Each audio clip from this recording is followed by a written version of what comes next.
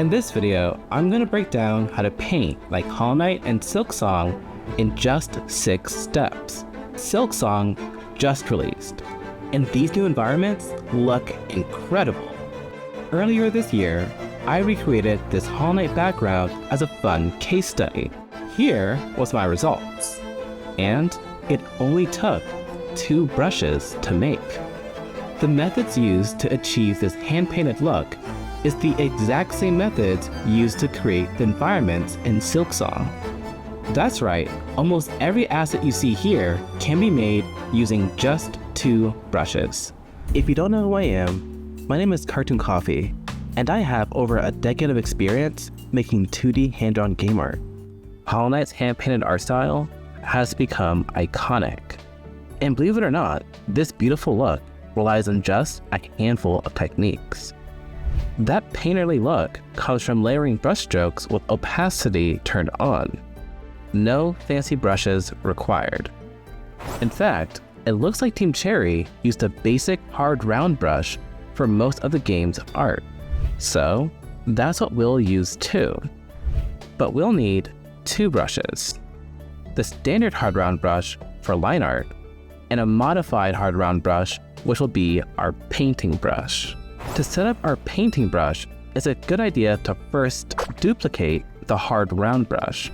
For our painting brush, we'll need to turn the pen pressure for opacity on and set the brush size to be less affected by pen pressure.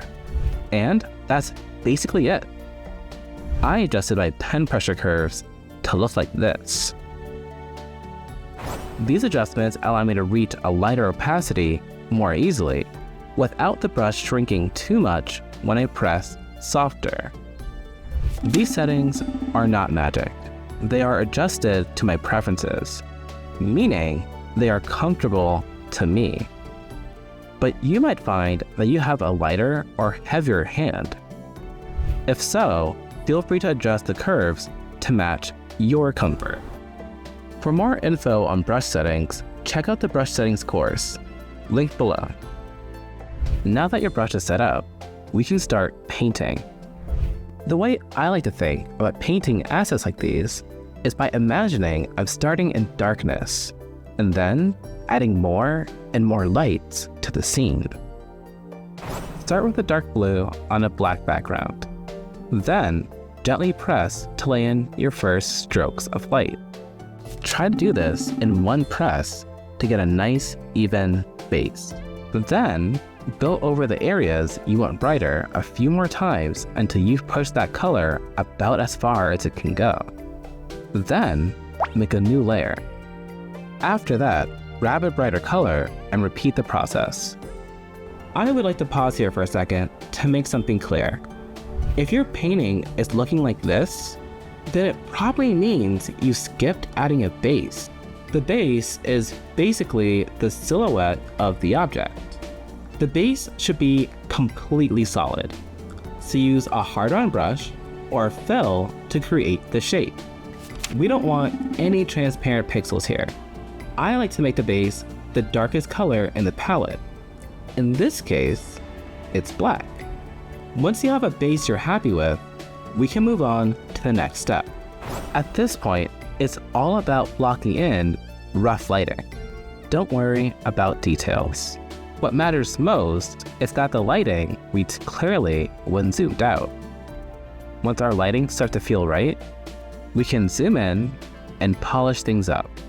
And our first pass of polish will be the line art. The line art helps define the edges more clearly. Switch to your default hard round brush for this, the one with no opacity pressure.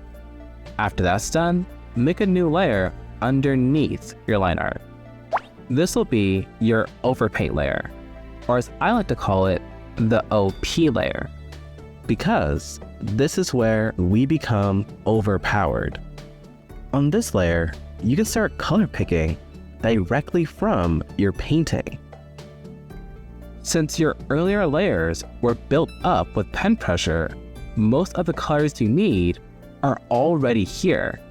So all we need to do now is sculpt the rough shapes into something more refined. we'll want to focus on two main things when sculpting these rough blocks of light: edge sharpness and blending light and shadow. It's helpful to think the bigger the brush, the softer the edge, and the smaller the brush, the sharper or harder the edge. With this in mind, when it comes to blending light and shadow, it can be useful to start with a bigger brush, and then shrink the size of your brush if you need to sharpen up the edges.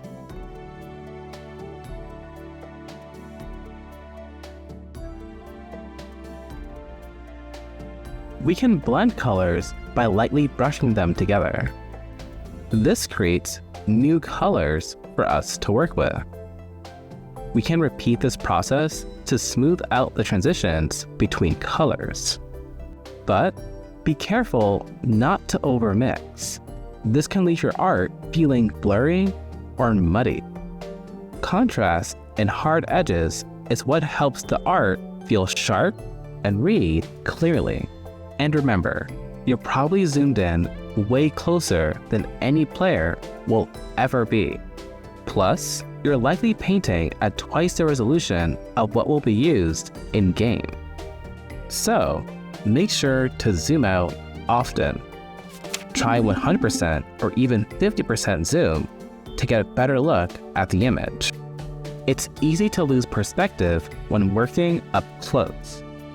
At this stage, you might be satisfied with your asset, and if so, awesome, consider it done. But if it still feels like something is missing, it might need highlights.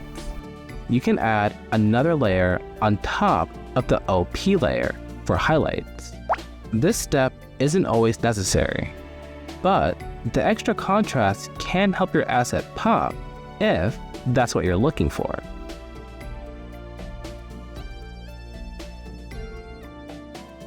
One last note, use as many layers as you need. This is just a loose framework, not a strict recipe. Sometimes I use multiple overpaint layers. Other times I paint everything on a single layer. So feel free to mix it up and adapt this process to better suit your own workflow. So that's the 6-step process for painting like Hollow Knight and Silksong. If you found this helpful and would like to go in more depth, join me inside my game art school. You can watch the rest of this breakdown and get personalized feedback on how to improve your game art. I do a deep dive into this background, beyond just painting techniques.